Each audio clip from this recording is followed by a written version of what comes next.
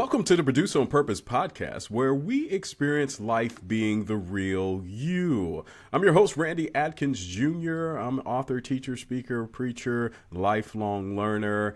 And today we are going to have a wonderful conversation with Leroy Slanzi.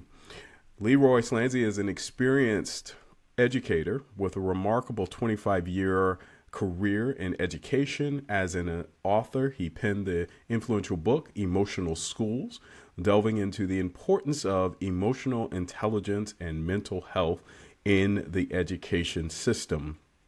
Leroy also excels as a facilitator of professional development sessions. He has also been on numerous podcasts and is sought after for his work that helps parents, teachers, and schools through the chaos life brings.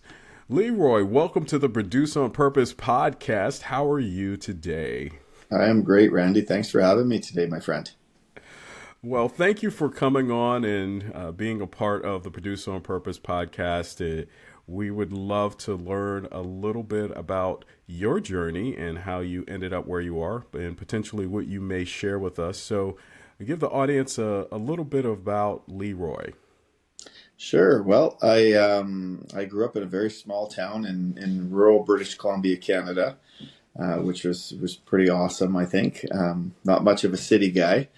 I grew up just, outside playing and interacting and with nature and friends. And I sort of migrated into just being a natural leader, I guess. I was that kid who was organizing the street hockey games and hide and seek. And, my friends always leaned on me in that regard. And I sort of just grew into that as I got older. And, in my late teens, I became a lifeguard, swim instructor, and went to college and became a teacher. And, from there, as a teacher, I had a dream of teaching grade 5, 6. Never happened. I ended up in a class with vulnerable students, at-risk kids, and I fell in love. And next thing I know, I did a master's in special ed and moved on to being an administrator, vice principal, in all three levels. So I've been an administrator in elementary, middle, and secondary school. And that's where I sort of developed my passion for, vulnerable learners and kids who struggle with mental health. And then I became a dad. I have 2 kids. I have a son who's 18, daughter who's 16. Son's off to his first year in college this year. And 25 years later, here I am trying to change the world. One person at a time, one message at a time, we get to change the world as we share our message.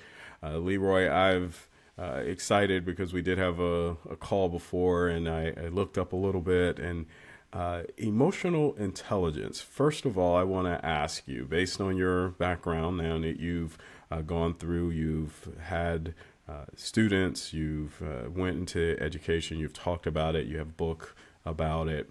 What is your definition of emotional intelligence?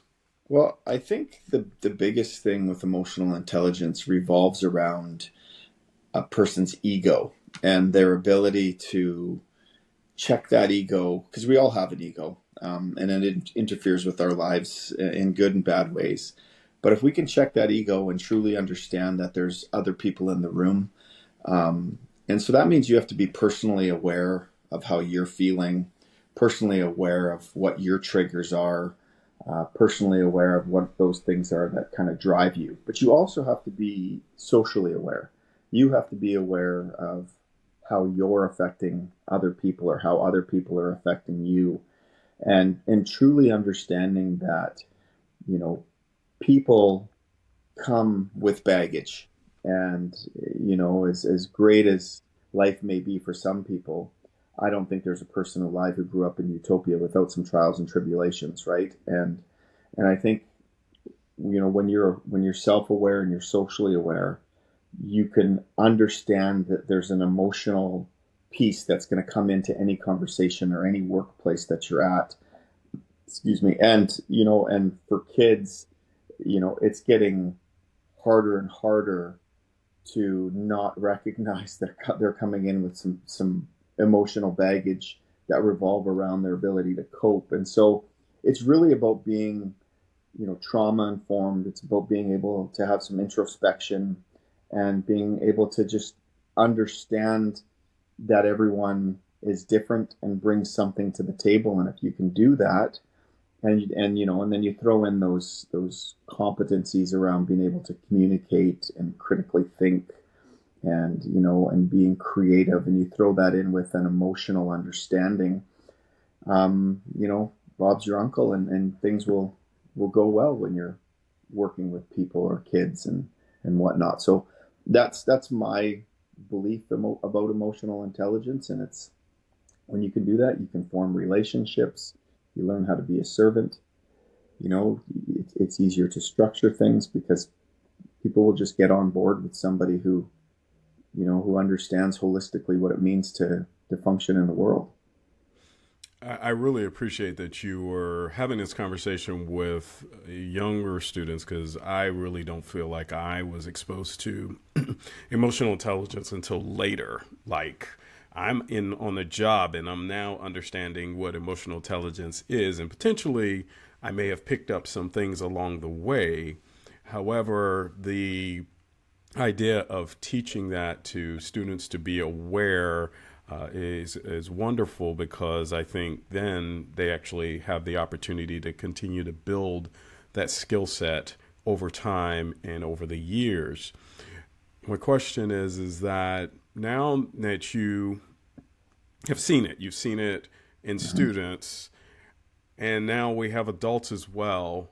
Is it the same approach for students that you would do for an adult? And what would be the initial approach to making sure someone is in that space that understands the emotions are a play a part in what we do? Yeah, I think I'll start with kids if that's okay.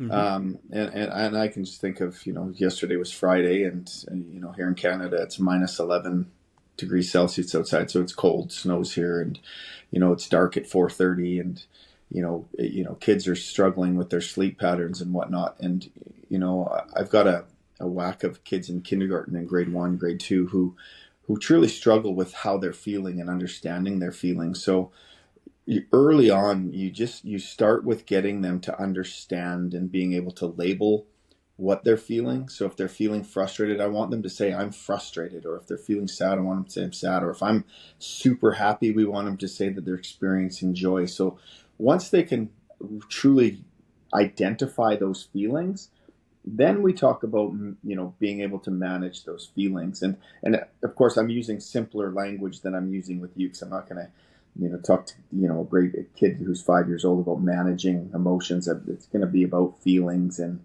and what you do is you relate those feelings to deep breaths, and you relate those feelings to understanding that if you can take deep breaths, and you can engage that diaphragmatic breathing, it affects your brain. And so we teach brain science to kids in kindergarten. And of course, we differentiate it so it's a much simpler language. And so, I'll have kids in kindergarten, grade 1, 2, who are dysregulated, who are emotional, and even, they may not be able to calm themselves, and they need that co-regulation piece. But I hear them talking the talk right now. Mm-hmm. And so the goal is by the time they're in end of grade 2, grade 3, they're not just talking the talk, they're walking the walk, in the sense, I'm feeling angry, I'm going to take some deep breaths, and I'm going to work this conflict out with my buddy or my teacher. Right. And that's what we do. And so in schools that and I've been in so many schools that I incorporate this method. I rarely have a lot of behavioral issues with kids from grade 4 and up. I mean, it happens, and I can't say it doesn't, but there's less spastic, spontaneous, combustible behavior that sets classrooms off, because we start very early, right? Mm-hmm. And I do a lot of that work when I teach it. I do it through structured play, right? So, because there's no better way to teach a kid than having them enjoy, you know, the camaraderie that comes when you play a game. Mm-hmm. And I literally will make the game easy to start, and then I make it harder as it goes. So I've kind of poked the bear because I'm trying to pull those emotions out, so that way I can proactively teach them to soothe in the moment.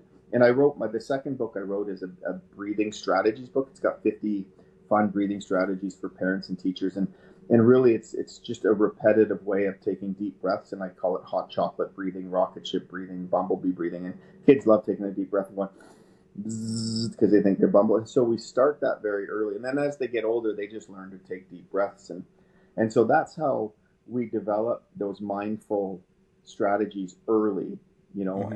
and it kind of develops through. And when I was in a high school, and then slowly progress up to adults, kids in a high school are more aware of how they're feeling emotionally, and whether or not drugs or alcohol have come into play for kids, because that adds a different element to it. And whether or not their relationship with their parents is sound or not, or if they're playing sports or if they're involved in a club, um, you know, but they understand when they struggle. So, as a principal of a high school, the conversations I have are more on an intellectual. We're not doing bumblebee breathing, but you talk about being mindful. We talk about meditation. I don't teach it, but we talk about the practice of how soothing your body can soothe your mind, so you can think and you can say the right thing instead of the wrong thing, or your actions will reflect that.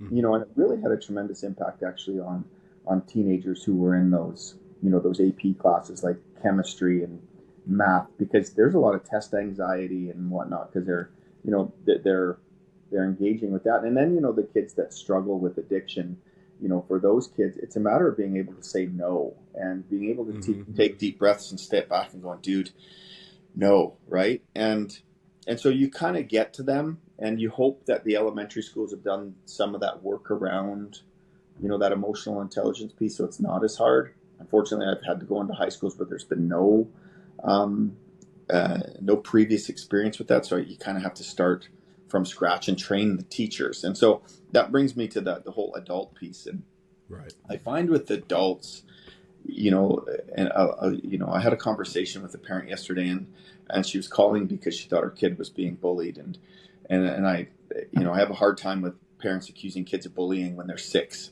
because it's all emotional, right? Right. Bullying typically is when a kid is astutely aware they're trying to hurt somebody's feelings or hurt them physically, and when a kid is 6, they're emotional and they're playing tag, and they may hit somebody harder, or you're stupid or something like that. But what I had to do to get her to understand the dynamic of the kids is I had to active listen. I had to Mm-hmm. hear her out. Um, God, it went on for, the conversation was a long conversation, and it was a pleasant conversation. And you find out that she's dealing with whatever illness she may be dealing with, which takes away from what's happening with her kids. And then you just sort of, as you active listen and you acknowledge the trauma, and that's what I talked about earlier with really understanding the people in the room, you find your spots, those teachable moments when you're having those conversations with parents where you can slide that information in form, and they're usually quite receptive, unless they're ignorant, because there are obviously adults that we know out there that are quite ignorant and don't want to hear anything revolving around other people, just what's going on in their home. But for the most part, it's that active listening piece, it's that communication piece, and being aware that they're bringing something to the table Mm-hmm. that may be difficult. And here in Canada, one of the things that we deal with is,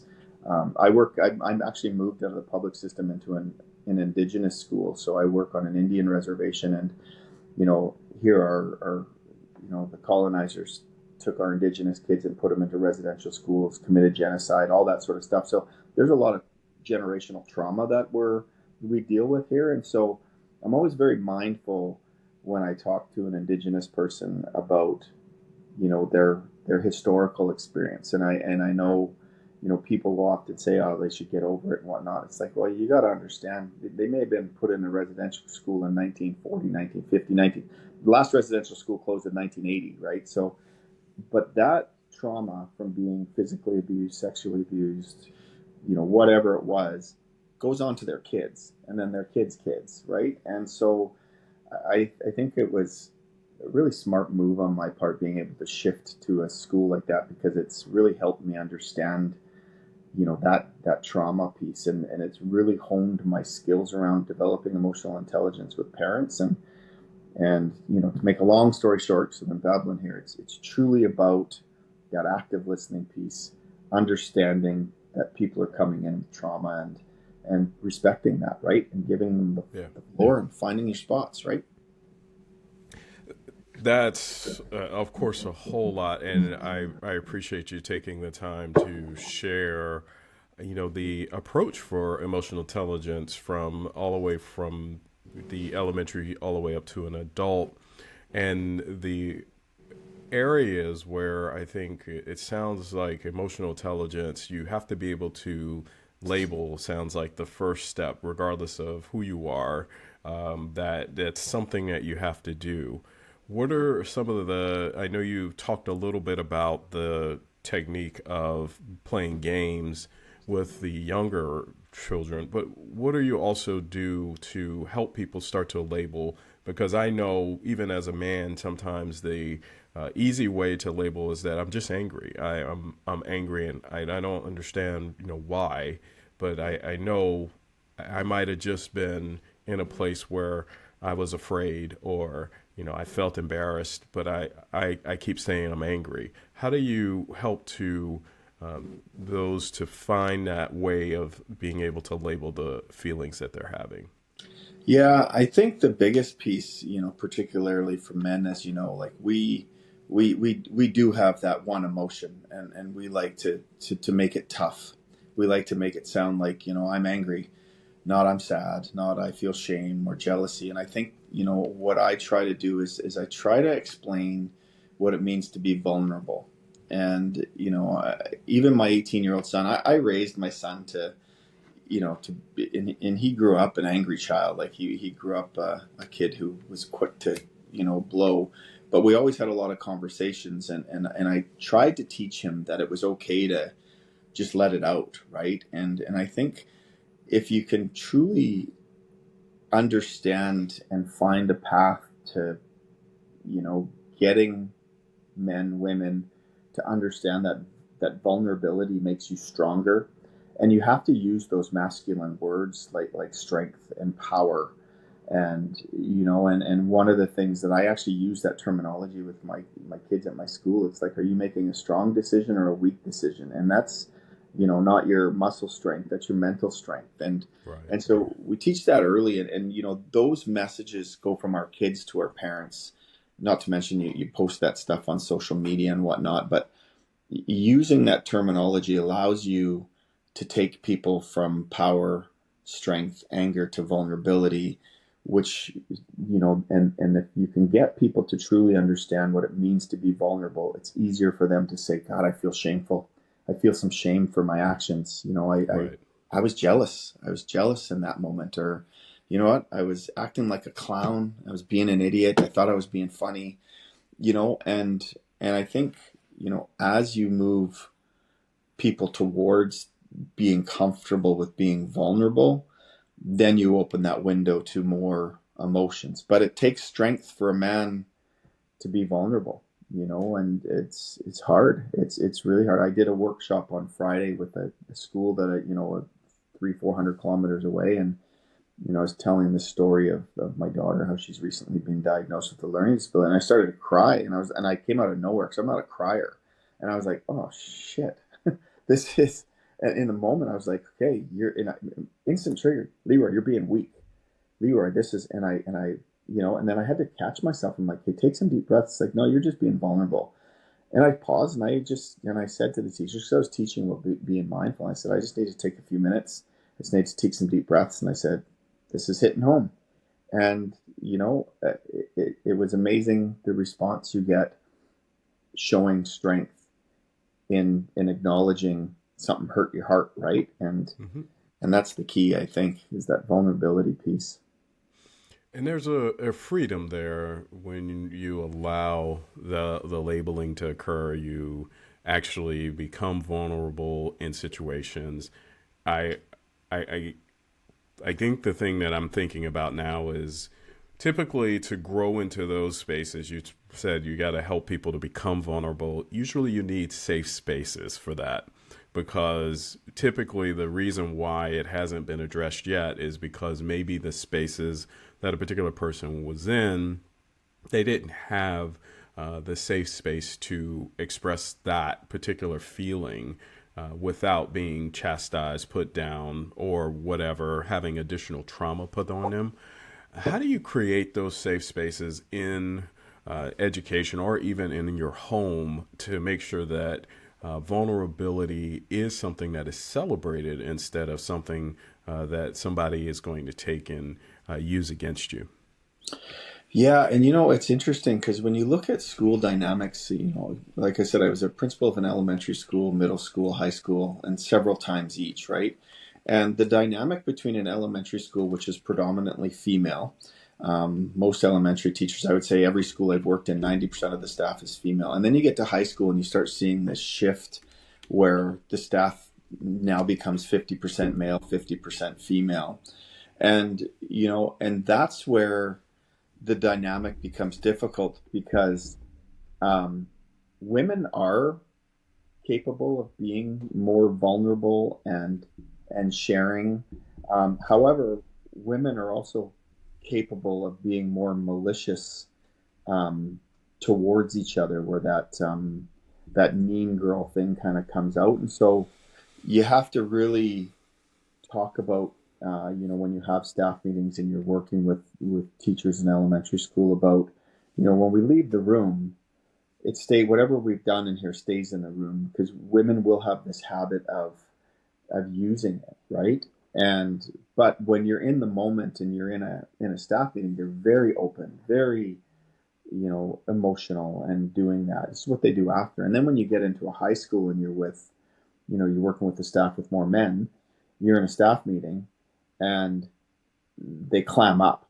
They don't want to be that guy, right? And so, but then afterwards they leave the meeting. They have a little more respect for those that do share. I find men don't do the talking behind the back and they don't do those things. And I don't want to paint, all women and all men with the same brush, but that's what I've seen in my career when it comes to the dynamic of genders in terms of having those safe spaces. And the real key is for myself or our leader of the school to be vulnerable. The moment I can stand up there as the school leader and show some vulnerability, like I mentioned at that workshop, how I, shed some tears.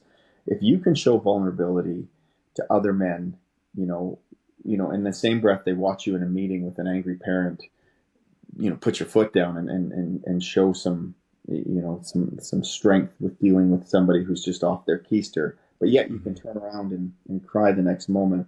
There's a level of respect that's created. And so you have to lead by example. You have to model that behavior. And, once you establish that, um, teachers are a lot like kids. I think any business you're in, people, when they see a strong leader, the employees will emulate their leader. And, and that's how you create those spaces because you make them safe yourself. If you are a leader and you clam up and you don't have those conversations that make you vulnerable, well, your staff's not going to either. There's not going to be any trust there, right? So you have to have some skin in the game, so to speak, right? And I've had conversations with many, and sometimes the expression of emotions can be taken as something that is more of not in control, spontaneous. But what you're talking about is the expression of emotion and then being aware and being able to know I need to take a breath. How do we get that? And from a perspective, you have talked about the strength that comes from that expression of emotion in those vulnerable moments. How can you get someone to begin to see that? Is it just consistently practicing that, or how do you get there? Well, Randy, it's interesting you bring that up. So I'm going to talk about school districts and government policy. So, for example, one of the things when I do these workshops is, teachers, the first thing they complain about is student behavior. They complain that it's hard. And teachers, as you know, because you're in the United States, teachers are leaving the profession. They'll get in for 2 years and they're gone, or they're at the apex of their career and they just don't want to finish. And then, not to mention, in the States, they don't pay teachers very well either, right? And so it's so interesting because every teacher knows that they can't teach math, they can't teach literacy if their kids are dysregulated, right? Yet, time and time again, and they're typically male leaders in a district leadership role. We're starting to see more women in roles of superintendencies and stuff like that. But typically what you see is these men who don't want to, you know, take on the task of social emotional learning. And what they'll do is we're going to do a professional development on assessment. We're going to do a professional development on, on math concepts. And and we're living in this generation where kids are not what they were when you and I grew up, and the grit and the perseverance is not there.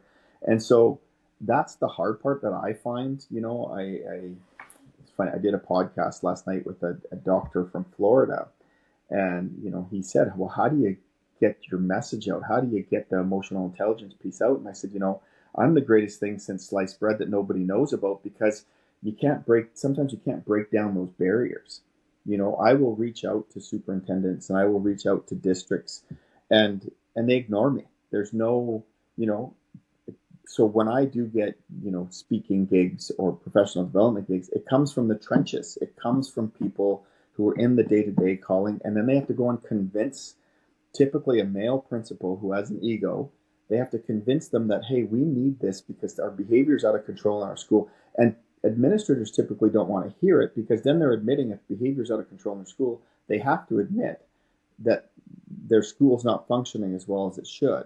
And so, I'm kind of picking on, on these men, but at the end of the day, very early in this interview, I talked about checking your ego at the door. It's all about ego. And I think that's the hardest part, is that we need the people who aren't in the trenches to truly understand that emotional intelligence leads to kids being better at reading, better at mathematics, better at critical thinking, better at creative thinking. And it's like they put the cart before the horse. It's like, I'm going to take you teachers, I'm going to teach you how to assess. It's like, well, you can't get to the assessment if the kids aren't ready to learn basic addition or subtraction or how to write their name. And so Yeah. I think that's the biggest challenge.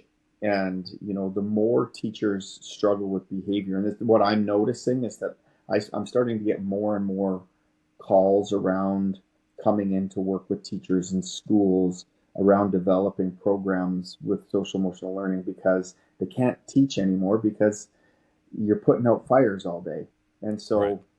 you got to kind of chip away at that male hierarchy that where people who are in these positions of power that haven't been in the trenches in years, and they read an article about something, and they're not listening to the people who are ready to quit, right? So it's we're getting in there, but it's difficult. It's like this. It's like being on a podcast with a guy like you, Yeah. and you and I having this conversation and hoping, if you're listening, Mr. Leader out there who's not thinking about emotional intelligence, listen to Randy and I. This is where we make the difference, right? And so we chip away, my friend. We Yeah. chip away. And that's what it is, right? We begin to have those conversations. Sounds like there's some more success right now coming from the ground up, and seeing some wins within the classrooms, and then having those particular teachers become champions and further it into hopefully districts and to our educational system. I have a piece here that says you have this concept of called a pathway. Is this similar? And when we talk about having a pathway through mental health that you talk about in your books, can you elaborate what the pathway entails and how that is implemented in schools? Yeah, absolutely. Well, ironically, I'm releasing my third book. I'm going to do a big announcement tonight or tomorrow, and it's on leadership. And that pathway is all about building a capacity in your school. So whenever you want, and I'll talk literacy for a second. So Mm-hmm. right now, about 20 years ago, we used to teach phonics, letter sound recognition, to learn how to read, right? So that way kids could break down words and they can persevere, and then it switched to this notion where we're going to just do whole language, where we're going to get kids to look at the whole word. They're going to memorize that word. We're going to create these sight words. And what we saw is a decline in literacy rates because kids couldn't persevere through these words. So there's been a big shift in the educational system all over the world, going back to this science of reading, which is phonics based, sound based, speech language pathology based. But to implement it, you have to have a pathway. You can't just say, we're going to do this, go. Right. And so it's the same thing with social emotional learning. You have to create the structure in your school. You have to support the instructional pedagogy, the growth that you need the teachers to have. Everyone needs to know what their jobs are. And so it's part of the reason why I wrote this book, is it supplements the emotional schools book, because it actually is a guide for leadership to say, okay, this is what I need to do to make sure literacy thrives, numeracy thrives, social emotional learning thrives. And it's ironic because the biggest thing in leadership, if you want people to move forward, is that relationship leadership piece and that servant leadership piece. If you can get people to buy in and trust, then when you do organize the school and structure it, you can build that capacity and build these programs into place, which gives you the pathway to success.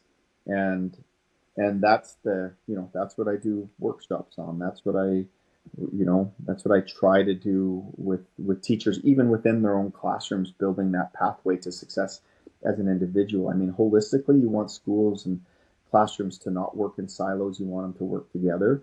But ultimately, you've got to lay it out, and you've got to explain what roles and responsibilities are. And then you get to the point where everyone knows what their roles and responsibilities are. And then they start helping each other out. All of a sudden, when they see the principal with the mop bucket cleaning up because the custodian's busy somewhere else, or a teacher noticing the cook is scrambling to get the sandwiches made for lunch and they jump in the kitchen on their prep block, you start seeing this community being built.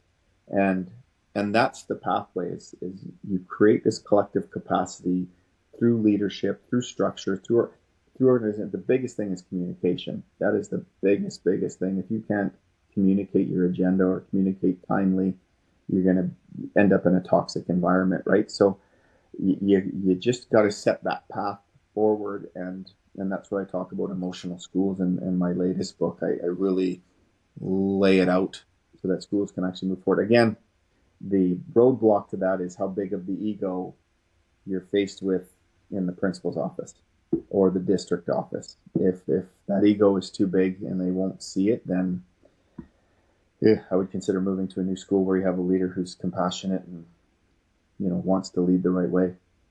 It really does sound like, at least initially, you target teachers, you get classrooms involved, and what you're talking about, of course, if you can have a leader that can provide the whole pieces of what you're talking about from a pathway perspective, because we learn by modeling, we learn by seeing, and part of the culture, and I'll call that out because even in the corporate world, a lot of people ask me, and I'm like, well, how did you create a culture around a particular team? Well, it has to do with, you have some agreements that everyone has. Then from those agreements, we all show up with those same agreements consistently all the time, regardless of your position. You understand that, hey, I'm working in this particular role, and I will always do my part. But if I find that you need help, I'm gonna serve you. I'm gonna help you. I'm gonna do what I need to do. I think that is just awesome to hear, and we will also be just sharing a message of emotional intelligence being a key component of that to be able to move forward. Mm-hmm. So we are already coming to the end. I always feel like the time is so never long enough.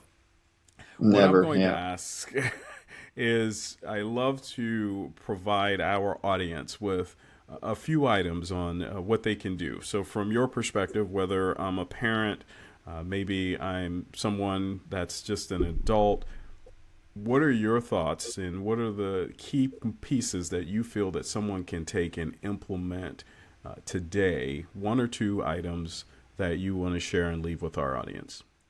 I think the biggest thing is, and I'm going to go to vulnerability, is I think that people need to truly understand that vulnerability is strength.